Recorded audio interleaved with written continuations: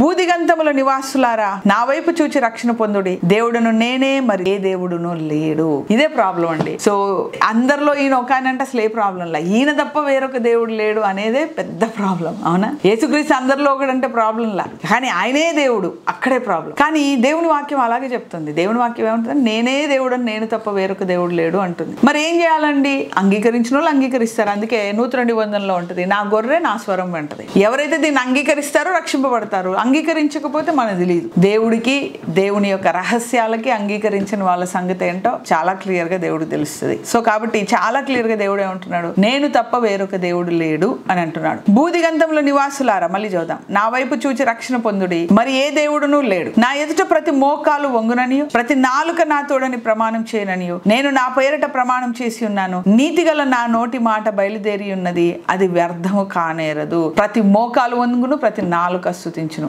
మనకి ఎక్కడుంది? హెబ్రీల పత్రికలో దేవదూతలందరూ కూడా ఆయనను ఆరాధిస్తారని, తర్వాత ఫిలిప్పీలకు రాసిన పత్రికలో కూడా ఉంటుంది, ప్రతి మోకాలు వంగును, ప్రతి నాలుక స్తుతించునని. ఆ మాట ఎక్కడి నుంచి వచ్చింది? యెషయా గ్రంథంలో ప్రవచనంలో వచ్చింది. ఏమని? యెషయా ప్రవచిస్తే, పత్రికల్లో దాన్ని దృఢపరిస్తే, యేసుక్రీస్తు రెండవ రాకడలో ఇది ఎస్టాబ్లిష్, అంటే ఇది మేనిఫెస్టేషన్ అవబోతుంది. అంటే వాక్యము, I don't know whether you are getting the beauty or not. అంటే దేవుని వాక్యంలో ఉన్న ఆ బ్యూటీ, ఆ యొక్క మ్యాగ్నిఫిషెన్స్ అంటారు కదండి, ఆ గంభీరత్వం, దేవుని వాక్యంలో ఉన్న ఆ గంభీరత్వం కనుక మీకు అర్థమైతే అసలు వాక్యాన్ని మీరు వదలరండి. సో ప్రతి నాలుక ఆయనను పొగుడును, ప్రతి మోకాలు వంగును అనేది ఏదో పౌలు గారు చెప్పిన మాట కాదు. అది ఇప్పుడు యెషయా గ్రంథంలో ప్రవక్తలు ప్రవచిస్తే, ఆ ప్రవచనము నెరవేర్చడానికి యేసుక్రీస్తు లోకానికి వస్తే అది ఖచ్చితంగా జరుగుతుంది అని మరలా అపోస్తలులు చెప్తే, రెండవ రాకడలో అది 100% ఎస్టాబ్లిష్ అవ్వబోతుంది. ఏమేన్? తర్వాత 24వ వచనం, యెహోవా యందే నీతి బలములు ఉన్నవి, జనులు నన్ను గూర్చి చెప్పుదురు, ఆయన యొద్దకే మనుషులు వచ్చేదారు, ఆయన మీద కోపపడిన వారందరూ సిగ్గుపడతారు. ఎప్పుడు ఇదంతా కూడా ఫైనల్ ఎస్టాబ్లిష్మెంట్ చెప్తున్నాడు ఇంకా. సో యెహోవా యందే నీతి బలములు ఉన్నాయి అంటే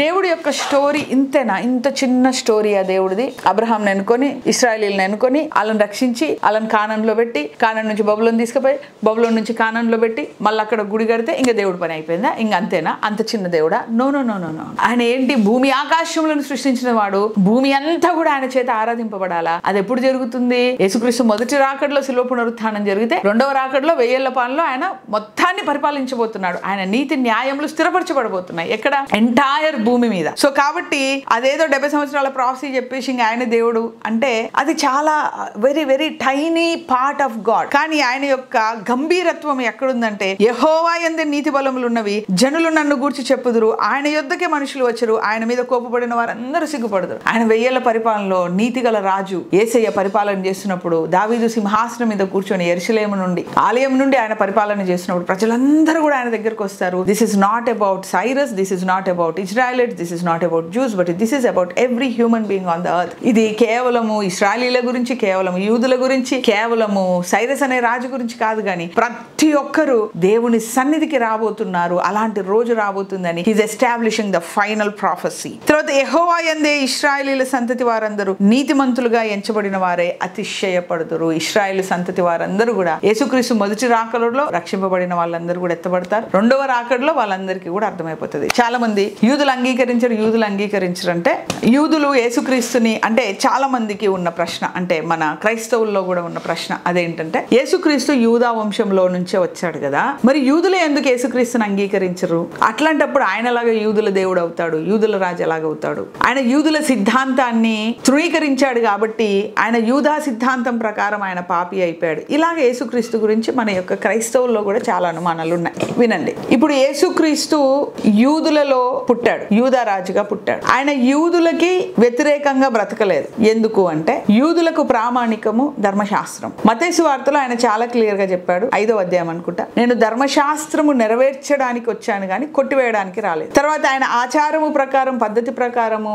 ఆలయానికి వెళ్ళాడు, ఆరాధన చేశాడు, అన్ని చేశాడు. ఇది నా దేవుని ఆలయం అన్నాడు, ఇక్కడ వ్యాపారం జరగొద్దన్నాడు. సో ఆయన ధర్మశాస్త్ర ప్రకారమే ఆయన జీవిత విధానం అంతా కూడా ఉంది. కానీ యూదులు యేసుక్రీస్తుని ఎందుకు అంగీకరించలేదంటే, యూదులు అనుకున్నారు యేసుక్రీస్తు అక్కడ ఉన్న హేరోదును చంపేసి రాజులాగా ఏళ్తాడు, దావీదులాగా 40 సంవత్సరాలు పరిపాలించి చచ్చిపోతాడు, ఇంకా చచ్చిపోయి పాతి పెట్టాలి, ఇంకా పాతి పెట్టే ఆ యొక్క సమాధిలో ఆయన ఉంటాడని యూదులు అనుకున్నారు. కానీ యేసుక్రీస్తు మిమ్మల్ని హేరోదు నుంచి విడిపించడానికి కాదు నేను వచ్చింది, ఏదైనా తోటలో ఆదామును మోసం చేసిన సాతాను కుతంత్రాల నుంచి విడగొట్టడానికి నేను వచ్చాను అని ఆయన శిలువ మరణం పొంది పునరుత్థానుడు అయ్యేసరికి యూదులు కన్ఫ్యూజ్ అయిపోయారు, వాళ్ళకి అర్థం కాల. సాతాను బంధకాల నుంచి విడగొట్టాలి అన్న కాన్సెప్ట్ వాళ్ళకి అర్థం కాక చాలా మంది కన్ఫ్యూజ్ అయిపోయారు. కానీ చాలా మంది రక్షింపబడ్డారు. ఎప్పుడు?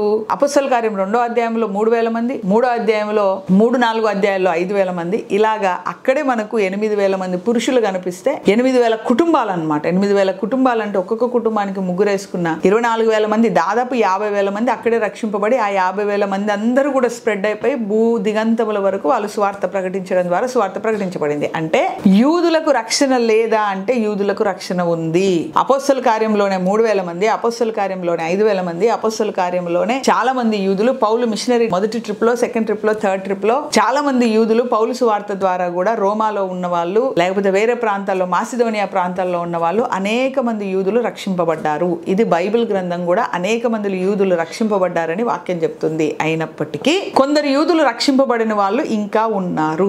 వాళ్ళు మెస్సయ్య కొరకు ఎదురు చూస్తున్నారు. అంటే మరలా యేసుక్రీస్తు మొదట వచ్చిన ఆయన మెస్సయ్య కాదు, రెండో ఆయన మెస్సయ్య అనుకుంటారు. ఆ మెస్సయ్య ప్లేస్ లో యాంటీ క్రైస్ట్ వస్తాడు. యాంటీ క్రైస్ట్ వచ్చేసి వీళ్ళని బాగా కష్టాలు బాధలు పెట్టినప్పుడు యేసుక్రీస్తు 2వ రాకడలో యాంటీ క్రైస్ట్ ను లయపరిచినప్పుడు అప్పుడు అంటే నమ్మని యూదులు ఎవరైతే ఉన్నారో, నమ్మని యూదులు అంటే ఇప్పటి వరకు కొందరు నమ్ముకున్నారు కదా, నమ్ముకున్న బ్యాచ్ ఒక ఏటైంది, నమ్మని బ్యాచ్ ఒకటైంది. నమ్ముకున్న బ్యాచ్ ఎలాగో సిద్ధపడతారు వాక్యానుసారంగా. రోమీలకు రాసిన పత్రిక, హెబ్రీలకు రాసిన పత్రిక అదే. సో నమ్మని యూదులు ఏమవుతారు?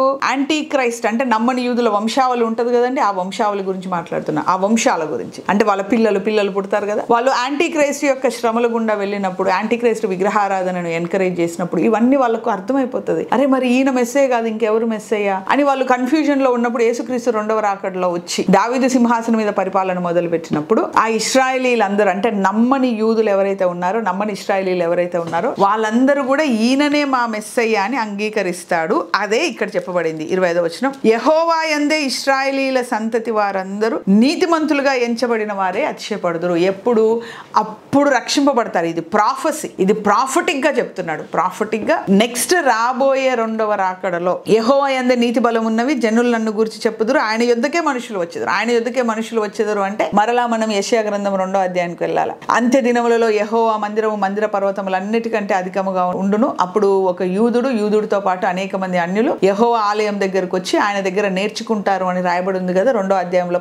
అదే ప్రాఫెసీని ఇక్కడ ఎస్టాబ్లిష్ చేస్తున్నాడు. అదే ప్రాఫెసీని ఎస్టాబ్లిష్ చేసి ఆయన నీతి బలములు స్థాపించబడినప్పుడు వీళ్ళందరూ కూడా ఆయన దగ్గరకు వస్తారు. ఇశ్రాయేలీలందరూ కూడా రక్షింపబడతారు. అప్పుడు రక్షింపబడని యూదులు 2వ రాకడలో యేసుక్రీస్తును ముఖాముఖిగా ఆ యొక్క దావీదు సింహాసనం మీద పరిపాలన మీద చూస్తున్నప్పుడు వాళ్ళు రక్షింపబడతారు. ఇలాగ యూదులకు అందరికి, ఇశ్రాయేలీలందరికీ రక్షణ వస్తుంది, ప్లస్ అన్యులందరికీ కూడా రక్షణ వస్తుంది అని చాలా క్లియర్ గా చెప్పబడింది. సో కాబట్టి యేసుక్రీస్తు యూదా వంశంలో పుట్టినప్పటికీ యూదులు ఎందుకు అంగీకరించారంటే అందరూ యూదులు యేసుక్రీస్తును రిజెక్ట్ చేయట్లేదు. సో అపొస్తలుల కార్యంలోనే చాలా మంది యూదులు అంగీకరించారు. ఇప్పటికీ మొన్న అంటే ఒక 5-10 years బ్యాక్ సో అమెరికాలో ఉన్న యూదా క్రైస్తవులు అంటే యూదులు క్రైస్తవులుగా మారిన వారు యెరూషలేములోకి వెళ్ళి ఒక సర్వే చేస్తే 30% ఆఫ్ యూత్ అంటే 30%, 10 సంవత్సరాల కిందనే 30% యవనస్తులు యేసుక్రీస్తును అంగీకరించారు. యూదులలో 30% యవనస్తులు యేసుక్రీస్తును అంగీకరించారు. సిడ్రాత్ సూపర్ న్యాచురల్ వస్తుంది కదండి, సిడ్రాత్ వాళ్ళ గ్రూప్ అంతా కూడా చేసిన, వాళ్ళ గ్రూపే అనుకుంటా, వాళ్ళు కొందరు అమెరికన్స్ తో కలిసి చేసిన రీసెర్చ్ లో యెరూషలేములో 30% యవనస్తులు 30% లోపల ఉన్న వాళ్ళు రక్షింపబడ్డారు. అంటే వాళ్ళు పెళ్లిళ్ళు అయిపోతే 30% ఫ్యామిలీలు రక్షింపబడ్డారు. వాళ్ళకు పిల్లలు పుడితే 30% జనరేషన్స్ రక్షింపబడ్డారు. అంటే 30% ఆఫ్ పాపులేషన్ యేసుక్రీస్తును అంగీకరించింది. ఇది ఒక 5-6-7 years బ్యాక్ జరిగిన సెన్సెస్. అంటే అపోస్తలుల కార్యము వాక్యానుసారంగా కూడా యేసుక్రీస్తును అంగీకరించిన యూదులు ఉన్నారు. ఇప్పుడు అమెరికన్స్ యేసుక్రీస్తును అంగీకరించిన యూదులు అంటే యూదా క్రిస్టియన్స్ చేసిన రీసెర్చ్ ని బట్టి కూడా ఇప్పుడు యూదుల్లో యేసుక్రీస్తును అంగీకరించిన వాళ్ళు ఉన్నారు. ఇంకా ఎవిడెన్స్ కావాలంటే రోమీలకు రాసిన పత్రిక హీబ్రూ క్రిస్టియన్స్ గురించే, యూదా క్రిస్టియన్స్ గురించే రాయబడింది. తర్వాత రోమీలకు రాసిన పత్రిక కూడా యూదా క్రిస్టియన్స్ గురించే రాయబడింది. సో అది మెయిన్ ఫోకస్ వాళ్ళకే. సో వీటన్నిటిని బట్టి యూదులు యేసుక్రీస్తుని 100% తృణీకరిస్తున్నారు, యూదులు యేసుక్రీస్తుని నమ్మరు అని లేదు. కానీ వాక్యానుసారంగా అపొస్తలుల కార్యములు, రోమీలకు రాసిన పత్రిక, హెబ్రీలకు రాసిన పత్రిక వీటిని బేస్ చేసుకుంటే యూదులు అంగీకరిస్తున్నారు. మనం ప్రాక్టికల్ గా ఇప్పటి రీసెర్చ్ ప్రకారం చూసినా కూడా 30% యూదులు అంగీకరిస్తున్నారు. కానీ అంగీకరించని వాళ్ళు ఎవరైతే ఉన్నారో వాళ్ళ పిల్లలు ఎప్పుడైతే యాంటిక్రైస్ట్ టైంలో ఉంటారో వాళ్ళు యేసుక్రీస్తు యొక్క రెండవ రాకడలో ఆయన దావీదు సింహాసనం మీద పరిపాలన చేయడం చూసి వాళ్ళు ఆయనను నమ్ముతారు. తర్వాత యేసుక్రీస్తు యూదా గోత్రంలో పుట్టి యూదులకు వ్యతిరేకంగా పాపం చేశాడు, ఆయన పాపి అని కొందరు అనుకుంటారు. పాపి అంటే నువ్వు నేను పాపి అంటే పాపులు అయిపోరు. యూదులకి ఒక డెఫినేషన్ ఉంది పాపము అంటే. పాపము అంటే ఏంటంటే ధర్మశాస్త్రమును తృణీకరించిన వాడు పాపి. మరి యేసుక్రీస్తు ధర్మశాస్త్రాన్ని నెరవేర్చడానికి వచ్చాడు. ఆయన ధర్మశాస్త్రమును తృణీకరించే పని ఒక్కటి కూడా చేయలేదు. ధర్మశాస్త్రాన్ని నెరవేర్చడానికి వచ్చాడని ఆయనే తన నోటితో చెప్పాడు. ధర్మశాస్త్రాన్ని కొట్టివేయడానికి వచ్చాను కాదు, నెరవేర్చడానికి వచ్చాను అన్నాడు. సో కాబట్టి ఆజ్ఞాతిక్రమమే పాపము, అది రూలు. నువ్వు నేను పాపి అంటే పాప అయిపోరు ఎవరు కూడా. యూదులకి ఒక రూల్ అండ్ రెగ్యులేషన్ ఉంది. సో ఆయన ధర్మశాస్త్రంలో ఇవ్వబడిన ఏ ఆజ్ఞను ఆయన మీరలేదు. కాబట్టే పస్కా బలి పశువుగా యూదా గోత్రపు సింహములాగా, సో నమ్మిన ప్రతి ఒక్కరికి యాజకుడి లాగా ఆయన మహిమపరచబడ్డాడు. సో కాబట్టి యూదులకు కూడా ఆయన పాపి కాదు, కానీ ఆయన తప్పర్థం చేసుకోవడం ద్వారానే ఆయనను శిలువ మరణం వేయడం జరిగింది. ఏంటి తప్పర్థం? లాజరస్ ని లేపిన ఆయన హేరోదును చంపొచ్చు కదా, సంపనోడు మాకెందుకు అన్న కోపం వాళ్ళకు వచ్చింది. కాబట్టి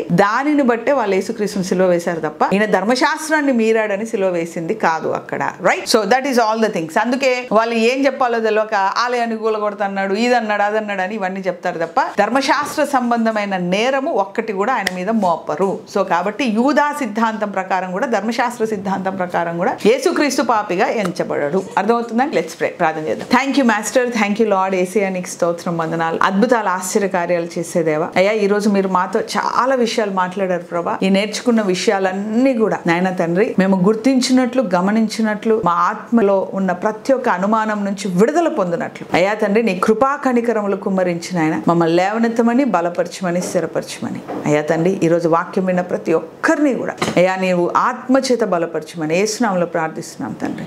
ఆమేన్, ఆమేన్, ఆమేన్.